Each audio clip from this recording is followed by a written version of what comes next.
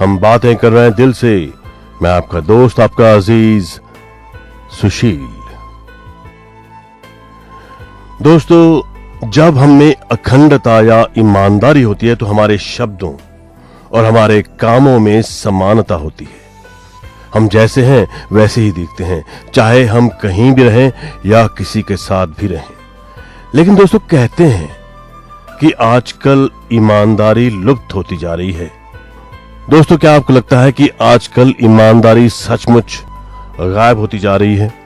क्या आपको लगता है कि चरित्र के व्यक्तिगत मापदंड गिरते जा रहे हैं क्योंकि दुनिया भर में लोग व्यक्तिगत आनंद और सफलता के शॉर्टकट की फटाफट दौड़ में जुटे हुए हैं?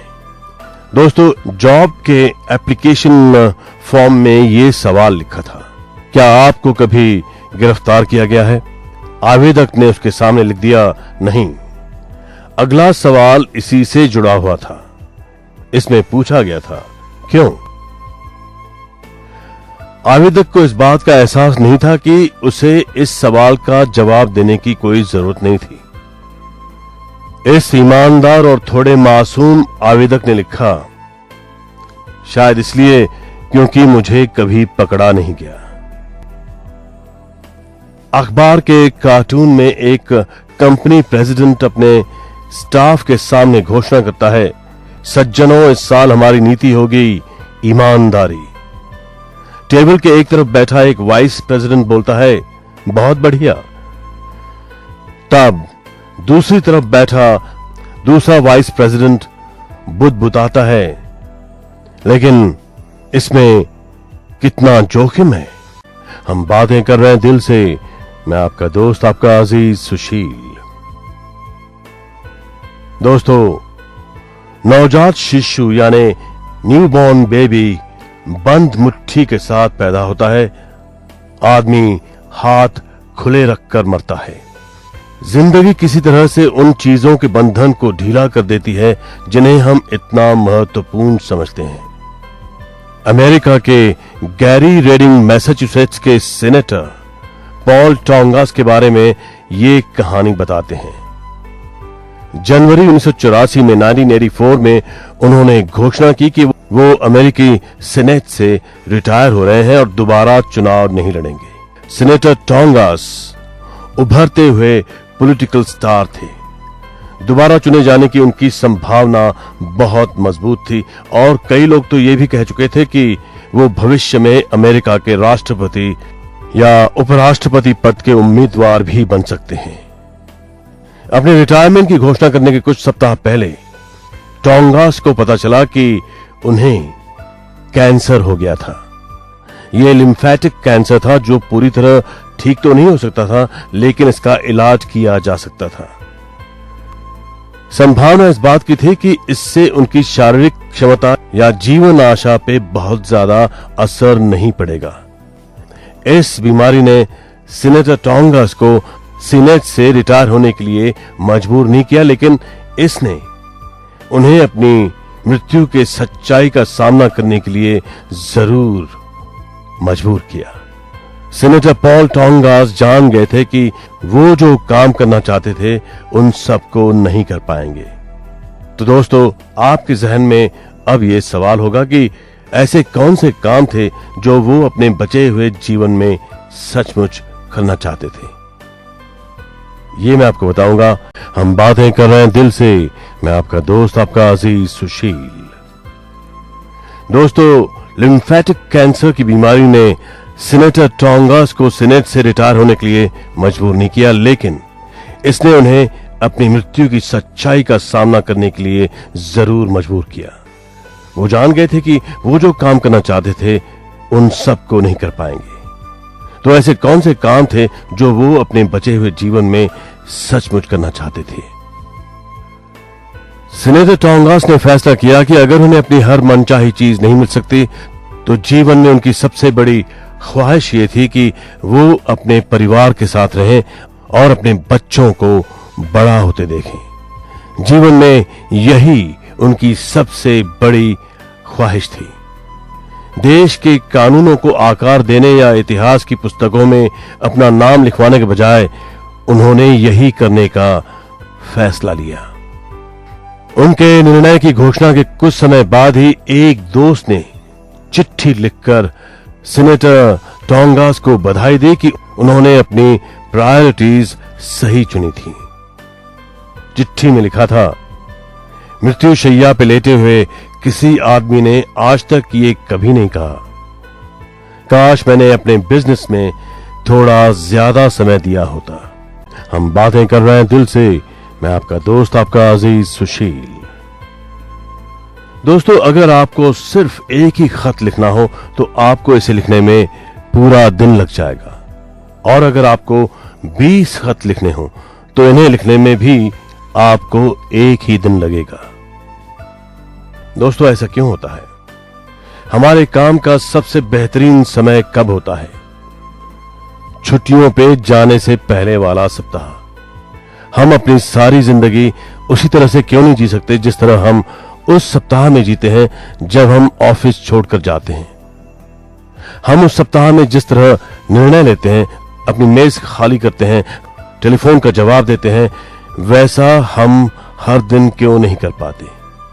आम हालात में हम कुशल होते हैं, चीजों को सही तरह से करते हैं, लेकिन जब समय का दबाव हम पे हावी होने लगता है या अर्जेंट सिचुएशंस आ जाती हैं, इमरजेंसी आ जाती है, तो हम प्रभावी हो जाते हैं, सही चीजें करते हैं। दोस्तों, कुशल होना बचे रहने की बुनियाद है। इफेक्टिव होना यानी प्रभावी होना सफलता की बुनियाद है। समय की डेडलाइन और आपातकालीन स्थितियां यानी अर्जेंट सिचुएशंस में हम अपनी प्रायोरिटीज बदल देते हैं। हम बातें कर रहे हैं दिल से। मैं आपका दोस्त, आपका अजीज सुशील। दोस्तों, 14 अप्रैल 1912 को विराट समुद्री जहाज टाइटैनिक अटलांटिक के एक आइसबर्ग से टकराया और डूब गया, जिसमें बहुत से लोग मर गए। इस दुर्घटना के बाद बहुत सी अनोखी कहानियां सुनने को मिली, जिनमें से एक उस महिला की थी जिसे लाइफ बोट में जगह मिली थी। उसने जब ये पूछा कि क्या वो अपने कमरे में जाकर कोई चीज ला सकती है, तो उसे ऐसा करने के लिए सिर्फ 3 मिनट का समय दिया गया।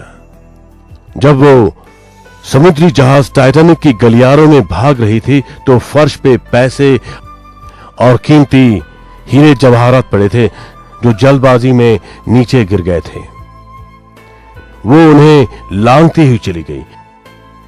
अपने कमरे में जाकर अपने कीमती जेवरों को अनदेखा कर दिया और उनके बजाय झपट कर 3 संतरे यानी 3 ऑरेंजेस उठा लिए। फिर वो फौरन नाव में अपनी जगह पे लौट आए। दोस्तों, कुछ घंटे पहले उसे यही विचार बेहुदा लगता कि वो एक छोटे से हीरे के बदले में संतरों का टोकरा स्वीकार करेगी, लेकिन हालात ने अचानक जहाज पे वैल्यूज को बदल दिया था, मूल्यों को चेंज कर दिया था। इमरजेंसी ने, आपातकालीन स्थिति ने उसकी प्रायोरिटीज को नए सिरे से स्पष्ट कर दिया था। समय की डेडलाइन और अर्जेंट सिचुएशंस में हम अपनी प्रायोरिटीज चेंज करते हैं। हम बातें कर रहे हैं दिल से। मैं आपका दोस्त, आपका अजीज सुशील। दोस्तों, बड़े लक्ष्य हासिल न हो पाने का कारण क्या होता है? अक्सर बड़े लक्ष्य हासिल न हो पाने का कारण यह है कि हम छोटी चीजों को पहले करने में अपना समय बिता देते हैं। कुछ साल पहले अखबार की सुर्खियों में यह पढ़ने को मिला कि 300 व्हेल मछलियां अचानक मर गईं। ये 300 व्हेल मछलियां सार्डाइन मछलियों का पीछा कर रही थी और अचानक उन्होंने अपने आप को एक खाड़ी में कैद पाया। दोस्तों, इमेजिन करिए, वो समंदर से खाड़ी में पहुंच गई थी सार्डाइन मछलियों का पीछा करते करते। छोटी मछलियों ने समंदर के शहंशाहों को लालच देकर उनकी मौत का इंतजाम कर दिया। व्हेल मछलियां छोटे लक्ष्यों का पीछा करके और महत्वहीन लक्ष्यों के लिए अपनी विराट शक्ति का प्रयोग करके हिंसक मौत का शिकार हुई। हम छोटी चीजों को पहले करने में अपना समय बिता देते हैं और फिर अपने बड़े लक्ष्य हासिल नहीं कर पाते। हम बातें कर रहे हैं दिल से। मैं आपका दोस्त, आपका अजीज सुशील। दोस्तों, जब छोटी प्रायोरिटीज हमारा बहुत सा समय ले लेती हैं तो बड़ी समस्याएं पैदा होती हैं। अक्सर जीवन की छोटी छोटी चीजें हमें उलझाकर गिरा देती हैं। इसका एक उदाहरण है फ्लोरिडा के एवरग्लेड्स में ईस्टर्न एयरलाइंस के जंबो जेट की दुर्घटना। फ्लाइट 401 के नाम से मशहूर ये हवाई जहाज छुट्टी पे जा रहे खचाखच भरे यात्रियों के साथ न्यूयॉर्क से मायामी जा रहा था। जब हवाई जहाज उतरने के लिए मायामी एयरपोर्ट के पास पहुंचा तो वो बल्ब नहीं जला जिससे लैंडिंग गियर के सही तरह से काम करने का संकेत मिलता है। हवाई जहाज एवरग्लेड्स के दलदल के ऊपर बड़े बड़े गोल चक्कर लगाता रहा और इस समय कॉकपिट में बैठे ऑफिसर्स इस जांच में लगे थे कि क्या गियर सचमुच में काम नहीं कर रहा था या फिर सिग्नल लाइट का बल्ब खराब हो गया था। जब फ्लाइट इंजीनियर ने बल्ब को निकालने की कोशिश की तो बल्ब हिला भी नहीं। दूसरे कर्मचारी भी उसकी मदद के लिए आ गए। जब वो बल्ब निकालने के लिए जूझ रहे थे तो किसी ने भी ये नहीं देखा कि हवाई जहाज नीचे आता जा रहा था और फिर वो सीधे दलदल में गिर गया। उस दुर्घटना में दर्जनों लोग मर गए। जब ऊंची तनख्वाह वाले अनुभवी पायलट महज $1 की कीमत के बल्ब से जूझ रहे थे, उस समय हवाई जहाज यात्रियों के साथ सीधे जमीन से जा टकराया। जब छोटी प्रायोरिटीज हमारा बहुत सा समय ले लेती हैं दोस्तों, तो बड़ी समस्याएं पैदा हो जाती हैं। हम बातें कर रहे हैं दिल से। मैं आपका दोस्त, आपका अजीज सुशील। दोस्तों, एक लाइट हाउस का पहरेदार था जो समंदर किनारे के चट्टानी क्षेत्र में नियुक्त था। उसे रोशनी जलाए रखने के लिए महीने में एक बार तेल की सप्लाई दी जाती थी। क्योंकि वो समुद्री किनारे से ज्यादा दूर नहीं था, इसलिए कई लोग उससे मिलने आते थे। एक रात गांव की एक महिला ने उससे थोड़ा सा तेल देने का आग्रह किया ताकि उसका परिवार गर्म रह सके। कुछ समय बाद एक पिता ने उससे अपनी चिमनी के लिए थोड़ा सा तेल मांगा। फिर किसी दूसरे व्यक्ति ने पहिए में डालने के लिए तेल मांगा। क्योंकि सभी आग्रह उचित लग रहे थे, इसलिए लाइट हाउस के पहरेदार ने हर एक को खुश रखने की कोशिश की और सबको तेल दे दिया। महीने के आखिर में उसने देखा कि उसकी तेल की सप्लाई खत्म हो रही थी। बहुत जल्द तेल खत्म हो गया और मशाल बुझ गई। उस रात कई जहाज चट्टानों से टकराए और बहुत से लोग मर गए। जब अधिकारियों ने जांच की तो लाइट हाउस का पहरेदार बहुत पछता रहा था। उसके बहानों और पछतावे पे अधिकारियों का जवाब था, तुम्हें तेल सिर्फ एक उद्देश्य के लिए दिया गया था, उस मशाल को जलाए रखने के लिए। हम बातें कर रहे हैं दिल से। मैं आपका दोस्त, आपका अजीज सुशील गजवानी। दोस्तों, 1300 सीनियर एग्जीक्यूटिव्स ने हाल ही में एक सर्वे में भाग लिया और उनके अनुसार बिजनेस में सफलता के लिए सबसे जरूरी गुण है अखंडता यानी ईमानदारी। 75% एग्जीक्यूटिव्स ने इसे उन 16 गुणों की सूची में सबसे ऊपर रखा जो किसी एग्जीक्यूटिव की इफेक्टिवनेस बढ़ाने के लिए जिम्मेदार हैं। दोस्तों, हम अक्सर ये भूल जाते हैं कि घर पे भी ईमानदारी से प्रभाव पड़ता है। दोस्तों, एक यहूदी लड़का, एक ज्यू लड़का कई साल पहले जर्मनी में बड़ा हुआ। ये बच्चा अपने पिता का दिल से सम्मान करता था।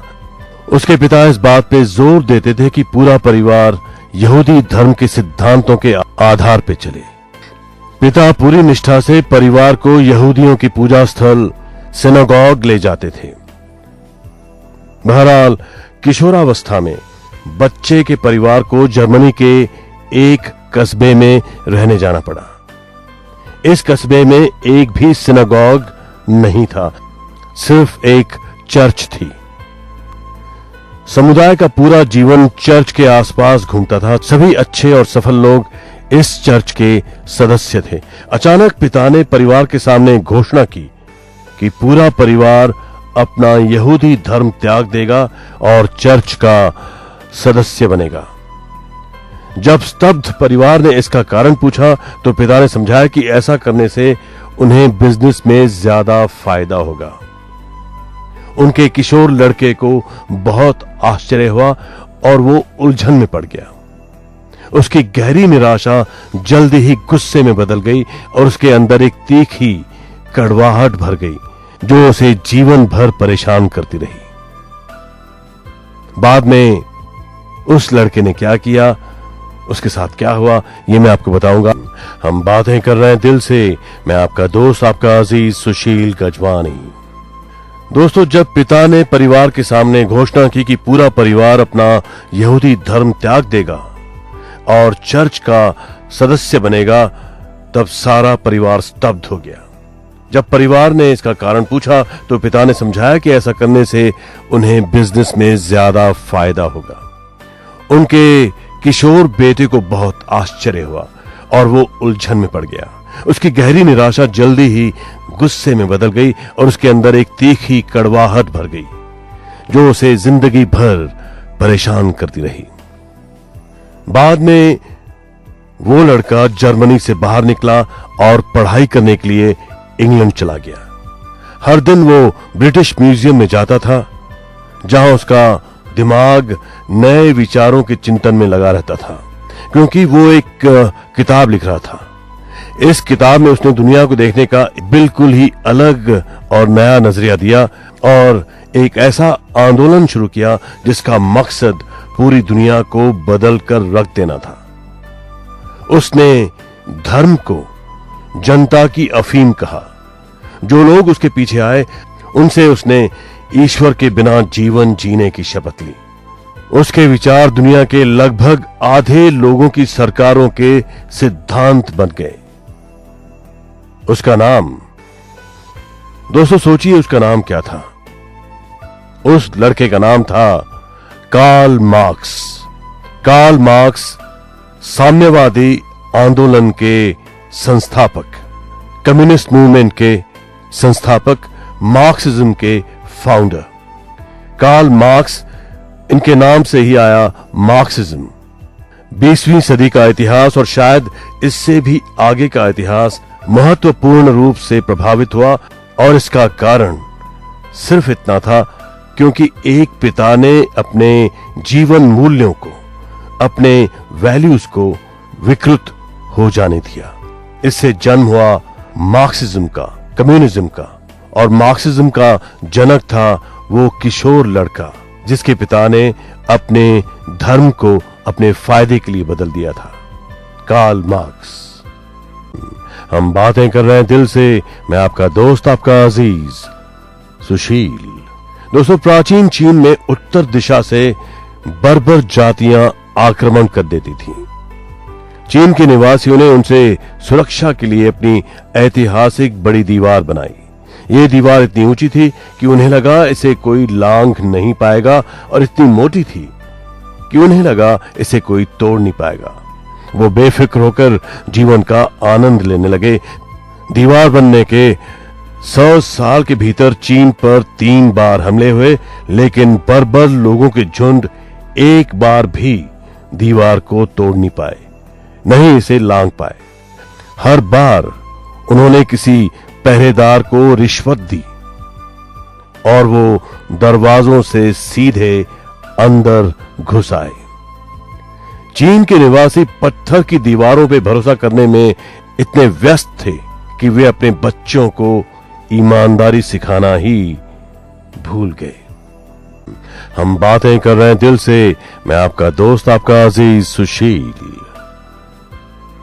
दोस्तों, बिजली का एक बल्ब बदलने के लिए कितने लोगों की जरूरत होती है? जवाब जाहिर है 4 लोगों की।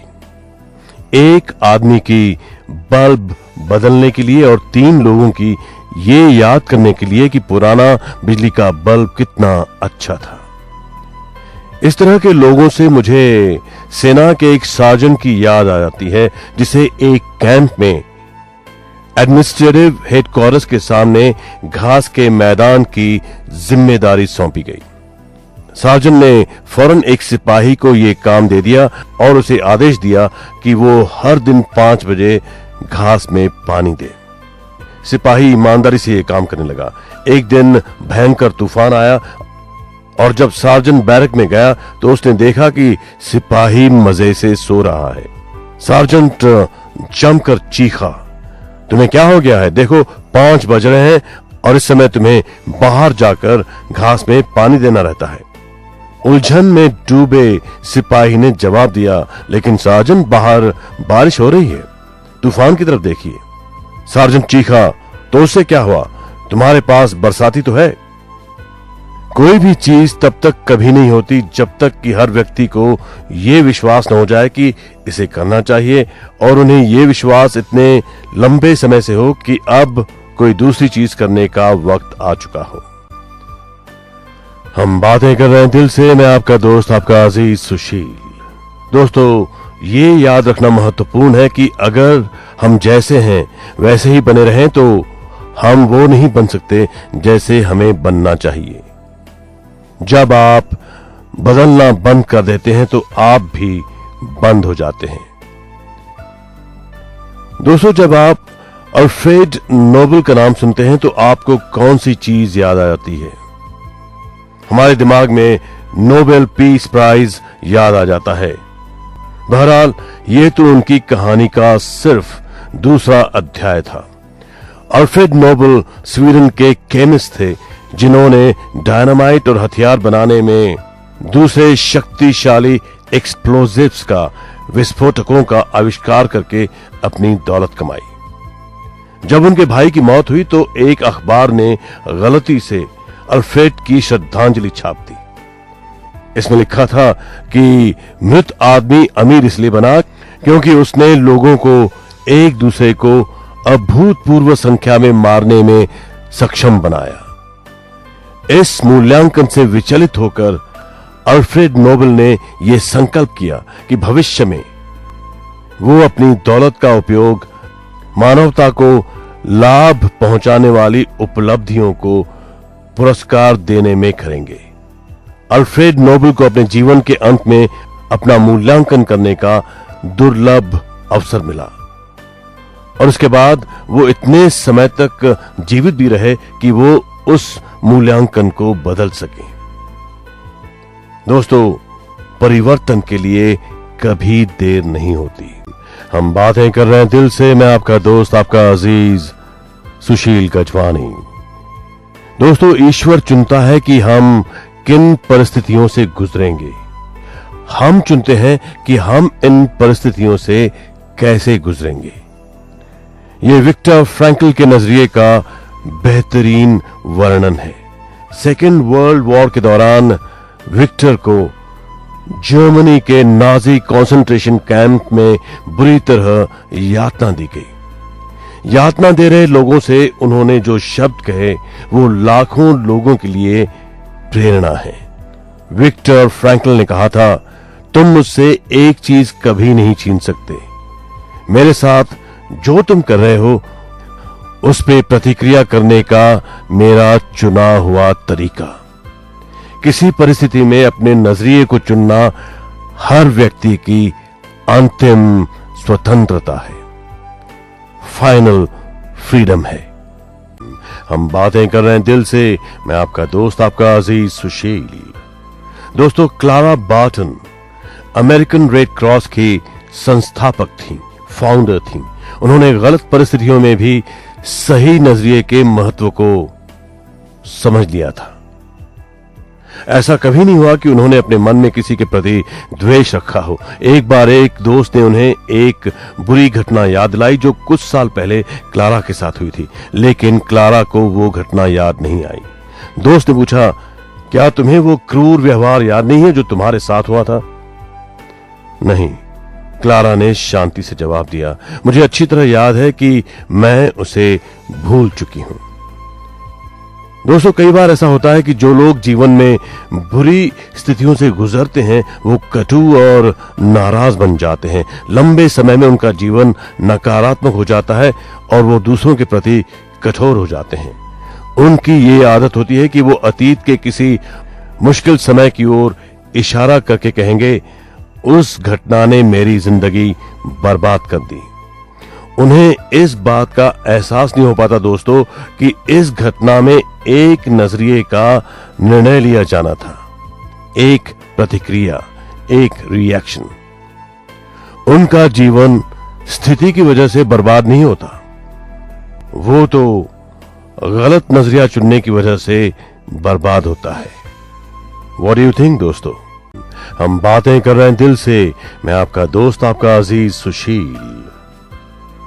दोस्तों, ईमानदारी की नींव पे अपना जीवन बनाने के लिए एडगर गेस की कविता क्या मैं अपने प्रति ईमानदार हूं का प्रयोग एक मिरर टेस्ट के रूप में करें ताकि आप अपने काम का मूल्यांकन कर सकें। यह कविता इंग्लिश में है, मैं आपको इसका हिंदी वर्जन सुना रहा हूं। क्या मैं अपने प्रति ईमानदार हूं? मुझे अपने साथ रहना है और इसलिए मैं इस लायक बनना चाहता हूं कि खुद को जानूं। गुजरते वक्त के साथ मैं चाहता हूं हमेशा अपनी आंखों में आंखें डालकर देखना। मैं नहीं चाहता डूबते सूरज के साथ खड़े रहना और अपने किए कामों के लिए खुद से नफरत करना। मैं अपनी अलमारी में रखना नहीं चाहता अपने बारे में बहुत से रहस्य और आते जाते ये सोचने की मूर्खता नहीं करना चाहता कि किसी दूसरे को पता नहीं चलेगा कि मैं सचमुच किस तरह का आदमी हूं। मैं छल की पोशाक नहीं पहनना चाहता। मैं सर उठाकर बाहर जाना चाहता हूं। मैं सभी लोगों का सम्मान पाना चाहता हूं, लेकिन दौलत और शोहरत के इस संघर्ष में मैं चाहता हूं कि खुद को पसंद करूं। मैं खुद की तरफ देखकर ये नहीं सोचना चाहता कि मैं शेखीबाज हूं, झूठा हूं और खोखला नाटक कर रहा हूं। मैं खुद की निगाह से कभी नहीं छुप सकता। मैं खुद की निगाह से कभी नहीं छुप सकता। मैं वो देखता हूं जो दूसरे कभी नहीं देख सकते। मैं वो जानता हूं जो दूसरे कभी नहीं जान सकते। मैं कभी अपने आप को मूर्ख नहीं बना सकता और इसलिए चाहे जो हो मैं बनना चाहता हूं आत्मसम्मान से पूर्ण और मुक्त अंतरात्मा वाला। और इसलिए चाहे जो हो मैं बनना चाहता हूं आत्मसम्मान से पूर्ण और मुक्त अंतरात्मा वाला। इसीलिए दोस्तों, हमेशा अपने दिल की बात सुनो, क्योंकि दिल आखिर दिल है, दिल आपका आईना है। अपने दोस्त, अपने अजीज सुशील गजवानी को इजाजत दीजिए। गुड नाइट, शुभ रात्रि, शब्बा खैर।